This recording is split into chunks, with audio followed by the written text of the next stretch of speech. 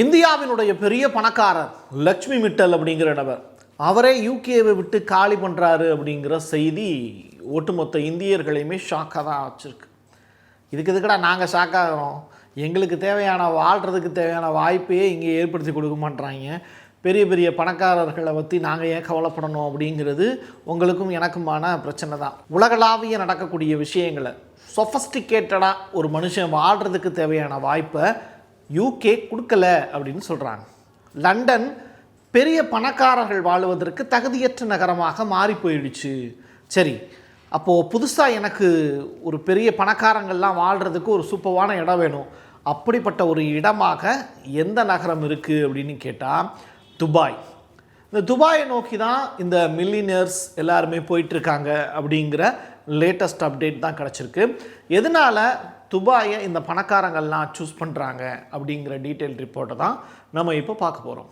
வாங்க பார்க்கலாம் உறவுகளே, இது பிரசாத் சிக்னேச்சர். உங்களுடைய தொழில் சம்பந்தமான விளம்பரங்களை நமது சேனலில் ஒளிபரப்ப உங்களுக்கான அருமையான வாய்ப்பு. Prasad signature media broadcasting private limited. நீங்க நியூஸ் ரீடரா மாறணுமா, கண்டென்ட் கிரியேட்டரா உருவாகணுமா, சேட்டலைட் சேனல்ல ரிப்போர்ட்டரா வேலை பார்க்கணுமா, டாக்குமெண்ட்ரி மேக்கிங்ல இருந்து ஜேர்னலிசம் பற்றிய முழுமையான பயிற்சி பெற உங்களுக்கான அருமையான வாய்ப்பு. எங்களை தேடி வாங்க.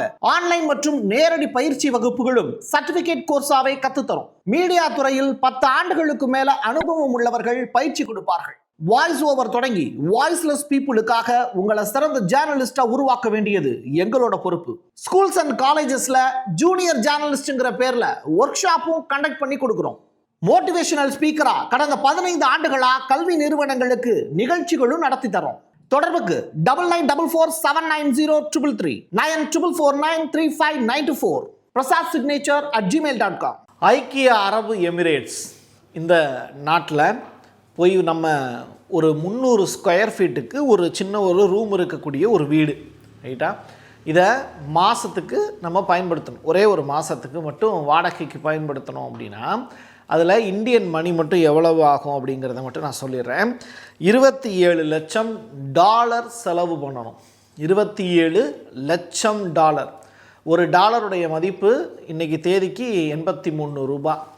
அப்போ நீங்கள் கால்குலேட் பண்ணி பார்த்துக்கோங்க, $27 லட்சம் செலவு பண்ணணும். 27,000 அல்ல, 27 லட்சம் ரூபாய் அல்ல, $27 லட்சம்.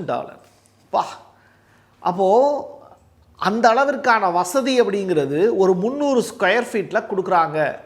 எங்கே? துபாயில்.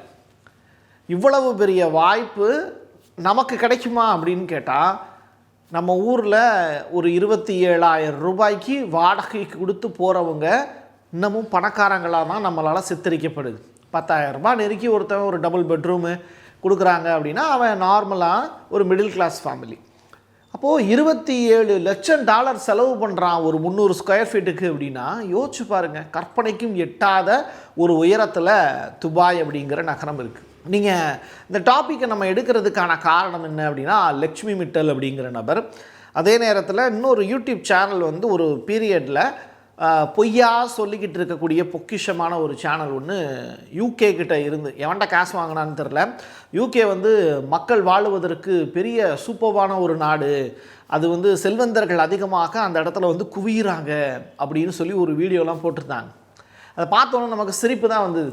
என்னடா இது, யூகேலேருந்து எல்லோரும் வந்து விசா ரிலேட்டடான பிரச்சனை, இங்கே படிக்கிறதுக்கான வாய்ப்பு இல்லை, ஜிடிபி டவுன் ஆகிடுச்சு, பிச்சைக்காரர்கள் அதிகமாக இருக்கக்கூடிய நகரமாக நம்ம அடிமைப்படுத்தி வச்சுருந்த அந்த இங்கிலீஷ்காரன் இன்றைக்கி ஒன்றும் இல்லாமல் போயிட்டுருக்காங்க அப்படிங்கிறத பற்றி நம்ம பேசிக்கிட்டு இருந்தோம். ஆனால் இவன் என்னடா இப்படி சொல்கிறான், ஒருவேளை நிறையா படிச்சிருப்பான் போல் அப்படின்னு நினச்சிட்டு நம்ம விட்டாச்சு.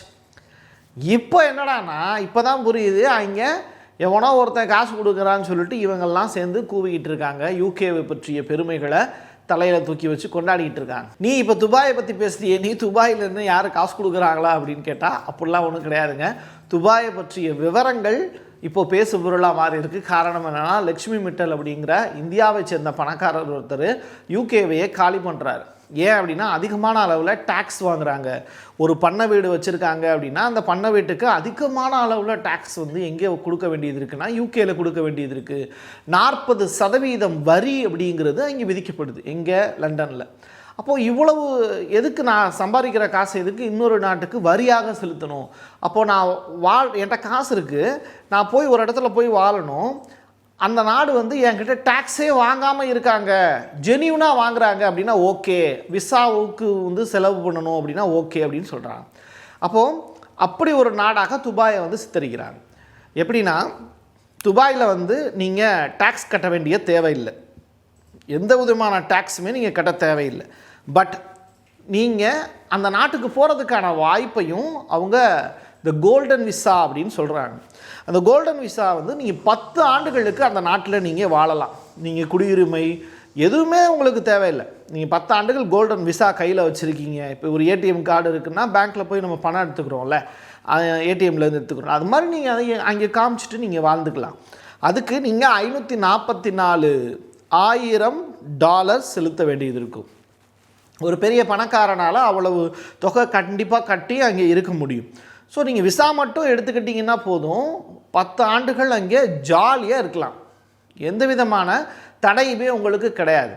ரெண்டாவது, சேஃப் அண்ட் செக்யூர்டான ஒரு பிளேஸ் எது அப்படின்னு சொல்லிட்டு இப்போ ப்ளூம்பர்க்னுடைய அறிக்கை சொல்லக்கூடிய விஷயம் துபாய் அப்படிங்கிறாங்க. எந்த விதமான வன்முறை கிடையாது, போராட்டங்கள் கிடையாது, மாசு கிடையாது, பிரச்சனையே கிடையாது. வெயில் அடிக்குமே பிரசாத் அப்படின்னு கேட்டால் பணக்காரங்களுக்கு என்ன பிரச்சனை? ஃபுல் அண்ட் ஃபுல் வந்து பார்த்திங்கன்னா ஏசி ரூமில் தான் வந்து அவங்க இருக்க போகிறாங்க. ரெண்டாவது, துபாயே வந்து ஏசி மாதிரி சில்லுன்னு தான் வந்து எல்லா பக்கமும் வந்து அங்கே இருக்கக்கூடிய கட்டடங்கள்லாம் இருக்கிறதா தான் காட்சிப்படுத்தப்படும். ரெண்டாவது, அங்கே நீங்கள் ஒரு மெட்ரோவில் போகிறீங்க அப்படின்னா அங்கே ARIS அப்படிங்கிற டெக்னாலஜி மூலியமாக எப்படி பண்ணுறாங்க, 3D கேமராஸ் முதற்கொண்டு நீங்கள் எங்கேயுமே தொலைகிறதுக்கே வாய்ப்பு இல்லை, உங்களை கரெக்டாக கொண்டு வந்து சேர்த்துருவாங்க. ரெண்டாவது, நீங்கள் ரோட்டை நடந்து போனீங்க, இல்லை ரோடை கிராஸ் பண்ணுறதுக்கு கஷ்டப்படுறீங்கன்னா, இல்லை வண்டி ஒரு இடத்துல வந்து ப்ராப்ளம் ஆகிடுச்சு, நீங்கள் வச்சுருக்கக்கூடிய கார் முதற்கொண்டு ப்ராப்ளம் ஆகிடுச்சு அப்படின்னா பக்கத்துலேயே வந்து போலீஸ்காரங்க ஏதாவது வந்து உங்களுக்கு உதவி வேணுமா அப்படின்னு கேட்பாங்க. நம்ம ஊரில் வந்து நீ இன்னும் திருட்டு போய் எதுக்குடா இங்கே நிற்கிற அப்படின்னு போலீஸ்காரங்க கேட்பாங்க. பட் அந்த ஊரில் எப்படின்னா உங்களுக்கு எதுவும் உதவி தேவைப்படுமா அப்படின்னு ஒரு போலீஸ்காரங்க நேரடியாக வந்து கேட்குறாங்க. அப்போ அங்கே இருக்கக்கூடிய மக்கள் தொகை எவ்வளவு அப்படின்னு சொல்லி நீங்கள் யோசிச்சு பாருங்கள். இப்போ நம்ம ஊரில் மொத்தம் 110 கோடிக்கு மேலே மக்கள் இருக்காங்க. ஒவ்வொருத்தட்டையும் வந்து இப்போ மே ஹெல்ப் யூ அப்படின்னு போலீஸ்காரங்களால் கேட்க வாய்ப்பு இருக்கா? கிடையாது. அதனால் இந்தியாவில் அப்படி யாரும் கேட்குறது இல்லை. பட் அங்கே இருக்கிறது 37 லட்சம் பேர் தான். அதிகமான அளவில் பணக்காரர்கள் எவ்வளோ பேர் வந்து சீனாக்காரங்க இருக்காங்க தெரியுமா? 1.5 லட்சம் பேர் இருக்காங்க. இந்தியர்கள் ரொம்ப கம்மி தான், அதிகமான அளவில் பணக்காரர்கள் கிடையாது. இந்தியாவிலேயே 110 கோடியிலேயே வெறும் ஜஸ்ட்டு வந்து 10,000 பேர் தான் பணக்காரனாக இருக்கான், பெரிய பணக்காரனாக. கொஞ்சம் யோசிச்சு பாருங்கள். அப்போது நம்முடைய செல்வமெல்லாம் ஏதோ ஒரு இடத்துல போய் அங்கே திருடப்படுது, இல்லை சேர்க்கப்பட்டு எல்லாருக்கும் பொதுவான பணமாக அது இல்லாமல் ஒருத்தட்ட மட்டுமே குவிஞ்சு கிடக்கு. அந்த ஒருத்தன் துபாயில் போய் வாழ்ந்தான்னா சூப்பராக இருக்கும் அப்படிங்கிறது தான் இப்போது லட்சுமி மிட்டல் மாதிரியான நபர்கள் உணர தொடங்கியிருக்காங்கங்கிறது தான் செய்தி. ரெண்டாவது, நீங்கள் டூரிஸ்ட்டு போகிறாங்கல்ல, அவங்களுக்கும் வந்து பார்த்திங்கன்னா ரொம்ப சூப்பரான வசதிகள்லாம் செஞ்சு தராங்களாம். வெறும் 20,000, இப்போ கூட நான் வந்து ஒரு விளம்பரம் ஒன்று பார்த்தேன், வெறுமனே 20,000 ரூபாய் இருந்ததுன்னா நீங்கள் துபாயில் டூரிஸ்ட்டாக வந்து போவதற்கான வாய்ப்பை துபாய் அரசு ஏற்படுத்தி தருது அப்படின்னு ஒரு செய்தி ஒன்று போட்டிருந்தாங்க. 2025 மட்டும் 9.88 மில்லியன் மக்கள் பார்வையிட்டிருக்காங்க. அப்படி 1 மில்லியன்னா 10 லட்சம் மக்கள், ரைட்டா? அரௌண்டு வந்து பார்த்திங்கன்னா 1 கோடி பேர் பார்வையிட்டிருக்காங்க அப்படின்னு. அந்த நாட்டினுடைய மக்கள் தொகையாக 37 லட்சம் தான் அப்படிங்கிறாங்க. பட் 1 கோடி பேர் அங்கே போய் வந்து ஒரு வருஷத்தில் வந்து பார்வையிட்டிருக்காங்க அப்படின்னா துபாயினுடைய செல்வம், அதாவது நம்ம ஊரில் கடல் இருக்குது அப்படின்னா அந்த கடலை வந்து கடலுக்கு நடுவுலையே கட்டடங்கள் கட்டி அதை வந்து சூப்பர்வாக மாற்றி காட்டி பாருங்கள் எவ்வளோ சூப்பர்வாக இருக்குது அப்படின்னு சொல்லிட்டு அதை வியாபாரம் பண்ணுறது. பாலைவனமாக தான் இருக்குது, அந்த பாலைவனத்துக்குள்ள பெரிய சூப்பர்வான கட்டடங்கள்லாம் கட்டி இன்றைக்கி மக்களை வந்து கவரக்கூடிய வேலையை துபாய் அரசு செய்யுது. உலகத்தில் 6,700 பணக்காரர்கள் வந்து துபாயை நோக்கி, மில்லியனர்ஸ் அப்படிம்பாங்க, அவங்க வந்து இப்போது எங்கே மூவ் ஆகுறாங்க அப்படின்னா துபாயை நோக்கி மூவ் ஆகுறாங்க அப்படிங்கிற தகவல். அது மட்டும் கிடையாது, அங்கே வந்து நோ டேக்ஸ் ப்ளஸ் வந்து கோல்டன் விசா இருக்கிறது தான் இதற்கான மெயினான காரணமாக சொல்லப்படுது. அமெரிக்காவில் இப்போ ஒரு 50% பேர் வேர்ல்டு வைடாக ஆஃப்ரிக்கா ஏஷியன் கண்ட்ரீஸ்லேருந்து ஒரு 50% பேர் அமெரிக்காவை நோக்கி போகணும் அப்படின்னு நினைக்கிறாங்கன்னா இந்த H-1B விசா, ட்ரம்ப்பினுடைய புதிய மாற்றங்கள் இதெல்லாம் வந்து நமக்கு பெரிய பிரச்சனை. ஆஃப்ரிக்கா பக்கம் யாரும் போய் நல்லா ஜாலியாக இருக்கணும்னு போய் விரும்ப மாட்டாங்க. பட் அமெரிக்காவை தாண்டி அடுத்து அவங்க தேர்ந்தெடுக்கக்கூடிய ஒரு பெரிய ஒரு நல்ல வசதியான ஒரு இடமா இப்போ அறியப்படக்கூடிய இடம் தான் இந்த துபாய் அப்படிங்கிறாங்க. ரஷ்யா மட்டும் ஒரு வருஷத்துக்கு 1000க்கும் மேற்பட்ட மில்லியனர்களை இழக்கிறாங்க அப்படிங்கிற தகவல். காரணம் என்னென்னா, வார் அதிகமான அளவில் நடக்கக்கூடிய ஒரு இடமாக இப்போது ரஷ்யா உக்ரைன் ஏரியா மாறிப்போச்சு. ஸோ அந்த வார் வந்து முடிவடையவே இல்லை. அதனால் டூர் போகிறது உள்ளிட்ட விஷயங்கள், சுற்றுலா உள்ளிட்ட இடங்கள், இது எல்லாத்துலேயுமே ரஷ்யாவுக்கு பெரிய இழப்பு. இந்த போரை முடிக்க முடியாமல் தவிக்கிறாங்க. இதன் காரணமாக அங்கே இருக்கக்கூடிய பெரிய பெரிய பணக்காரங்க எல்லாமே துபாயை நோக்கி போகிறாங்க அப்படிங்கிற தகவல். அப்போது நீங்கள் யூகேவை விட்டு மில்லியனர்ஸ் வெளியில் போகிறாங்க, ரஷ்யாவை விட்டு மில்லியனர்ஸ் வெளியில் போகிறாங்க. எங்கே போகிறாங்க? எல்லாரும் துபாயை நோக்கி போகிறாங்க அப்படிங்கிற தகவல் தான் இப்போ ரிலீஸ் ஆகிருக்கு. அப்படி என்னையா சூப்பரான ஒரு நகரமாக துபாய் இருக்குது அப்படின்னு கேட்டால், நம்ம ஊர்லெலாம் தண்ணிக்கடியில் நீச்சல் பழகுவோம். பட் நீருக்கடியிலேயே வந்து ஒரு வாழ்க்கையை உருவாக்கி தர முடியுமா? மீன்களுக்கல்ல, வாழக்கூடிய மனிதனுக்கு. அதை வந்து இந்த துபாய் அப்படி அரசு வந்து ஏற்படுத்தி கொடுக்குது. அதுக்கு அட்லாண்டிஸ், த பால்ம் அப்படிங்கிற மாதிரியான அந்த இடங்கள்லாம் உருவாக்கி கொடுத்துருக்காங்க. இது எல்லாமே வந்து நீருக்கடியிலேயே வந்து கட்டடங்கள் கட்டி அவங்க வாழ்கிறாங்க அப்படிங்கிறது தான். பக்கத்துலேயே முதல்ல இருக்கும், பக்கத்துலேயே திமிங்கலம் இருக்கும், பக்கத்துலேயே டால்ஃபின் இருக்கும். அதோடு சேர்ந்து வாழுவதற்கான வாய்ப்பு அங்கே உருவாக்கப்படுது. எல்லாமே கண்ணாடி தான் சுற்றி. அப்படி ஒரு லைஃப் ஸ்டைலை வந்து துபாயில் வந்து ஏற்படுத்தி கொடுத்துருக்காங்க. நீங்கள் 1990 துபாய்ப்போட ஃபோட்டோவை எடுத்து பார்த்தீங்கன்னா ரொம்ப ஷாக்காக இருக்கும். துபாய் இப்படி தான் இருந்துச்சா அப்படின்னு. இப்போ நீங்கள் எடுத்து பார்க்குறீங்கன்னா துபாய் இப்படியா இருக்குது அப்படின்னு சொல்லி பார்ப்பீங்க. அந்த அளவுக்கு துபாய் வந்து இப்போது ரொம்ப பெரிய அளவில் ஃபாஸ்ட்டாக வளர்ந்துருச்சு. நீங்கள் வந்து செயற்கை தீவுகள், ஐலாண்ட்ஸ் வந்து ஏகப்பட்டது உருவாக்கியிருக்காங்க. அவங்க ஐலாண்டை உருவாக்குற விதமே ரொம்ப அழகாக இருக்குது. வெறுமனே வந்து தண்ணியாக தான் இருக்குது. அந்த தண்ணிக்கு நடுவில் வந்து என்னடா கோடு கோடாக போகுதுன்னு சொல்லிட்டு சேட்டலைட்டில் வந்து நீங்கள் பார்த்தீங்கன்னா, சேட்டலைட் இமேஜ் பார்த்தீங்கன்னா அப்படி தான் தெரியும். பட் அந்த தண்ணிக்கு நடுவில் அந்த கோடு கோடாக தெரியக்கூடிய காட்சிகள் எல்லாமே வந்து நகரங்கள், வீடுகள், அப்பார்ட்மெண்ட்ஸ், அதுவும் வான் உயரத்துக்கு இருக்கக்கூடிய அப்பார்ட்மெண்ட்ஸ். அப்போ தண்ணிக்கு அடியில் அவங்க எவ்வளோ தூரம் ஒரு பேஸ்மெண்ட் போட்டிருப்பாங்க அப்படிங்கிறத நீங்கள் யோசிச்சு பாருங்கள். இந்த அளவிற்கு சூப்பராக நீருக்கடியிலையும் சரி, நிலத்திலையும் பாலைவனத்திலையும் வீடுகள் கட்டி அதை வாடகைக்கு விட்டு சூப்பராக சம்பாரித்து துபாய் மக்கள் வாழ்ந்துக்கிட்டு இருக்காங்க. அது மட்டும் கிடையாது, அங்கே போய் வேலை பார்க்குறவங்களுக்கும் அது சொர்க்க பூமியாக தான் இருக்குது. துபாயில் போய் ஒருத்தர் வேலை பார்க்குறான் அப்படின்னா லைஃப் செட்டில்டு, அங்கேருந்து வரமாட்டாங்க அப்படின்னு சொல்கிறவங்களும் இருக்காங்க. ரெண்டாவது, இது என்ன ப்ராப்ளம் அப்படின்னா, ஏசி அதிகமான அளவில் துபாயில் பயன்படுத்துகிறாங்க. ஏற்கனவே பாலைவனமாக இருக்குது. அப்போ அந்த வெப்பத்தை வந்து மறைக்கிறதுக்கு, நல்லா ஜாலியாக இருக்கணும் அப்படிங்கிறதுக்காக இருக்கக்கூடிய எல்லா இடங்கள்லையும் ஏசி போட்டாங்க. இப்போ அந்த ஏசி வந்து அதிகமான அளவில் வெப்பத்தை வெளியிடுது. இந்த வெப்பத்தை வெளியிடும் போது அங்கே இருக்கக்கூடிய சர்வர்ஸ், அதாவது இப்போது டெக்னாலஜி அடிப்படையில் ஏகப்பட்ட கம்ப்யூட்டர்ஸ் வந்து பெரிய அளவில் வளர்ச்சி அடைஞ்சிடுச்சு. ஐபேட் உள்ளிட்ட விஷயங்கள் கடன்னு அதோட டெக்னாலஜி வளர்ந்துக்கிட்டே இருக்கும். உங்களுக்கே நல்லா தெரியும். இது எல்லாத்தையும் மெயின்டைன் பண்ணுறதுக்குன்னு சொல்லிட்டு சர்வர் வச்சுருப்பாங்க. நீங்கள் அமெரிக்காவில் கலிஃபோர்னியாவில் தீ விபத்து ஏற்பட்டதுக்கு பெரிய காரணமே அங்கே இருக்கக்கூடிய சர்வர்ஸ் தான் அப்படின்னு சொல்லிட்டு மக்களை வந்து கூகுளில் இருக்கக்கூடிய டேட்டாஸை பூரா அழிக்க சொன்னாங்க.